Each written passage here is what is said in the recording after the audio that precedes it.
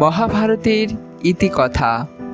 আনুমানিক ৪র্থ শতাব্দী বা প্রায় ৪০০ খ্রিস্টপূর্বাব্দে মহাভারত গ্রন্থটি সংকলিত হয়েছিল। ৬০ লক্ষ শ্লোকের সমন্বয়ে সর্বপ্রথম মহামুনি শ্রী শ্রী কৃষ্ণদ্বৈপায়ন বেদব্যাস মহাভারত রচনা করেছিলেন। ৬০ লক্ষ শ্লোকের মধ্যে ৩০ লক্ষ দেবলোকে, ১৫ লক্ষ পিতৃলোকে, ১৪ লক্ষ গন্ধর্বলোকে এবং বাকি ১ লক্ষ মর্ত্যলোকে প্রচারিত হয়।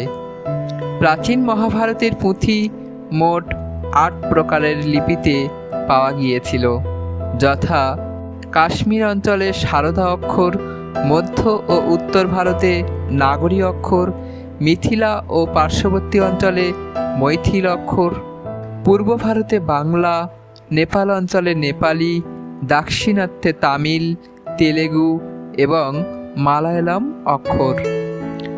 মহাভারত শুধু কাব্য নয়, শুধু কাহিনী বা ইতিহাস নয়, ইহা একাধারে কাব্য, পুরাণ, ইতিহাস, দর্শন, রাজনীতি, ধর্মতত্ত্ব ও সমাজতত্ত্বও বটে। মহাভারতের পর্ব সংখ্যা অষ্টাদশ।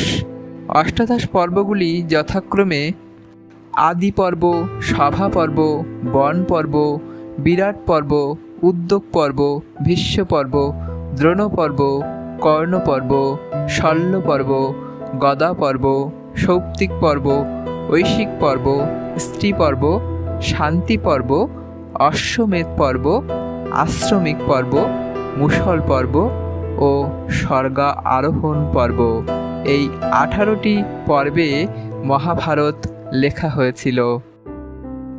গল্প আকারে মহাভারত শোনার জন্য চ্যানেলটি সাবস্ক্রাইব করে সঙ্গে থাকুন।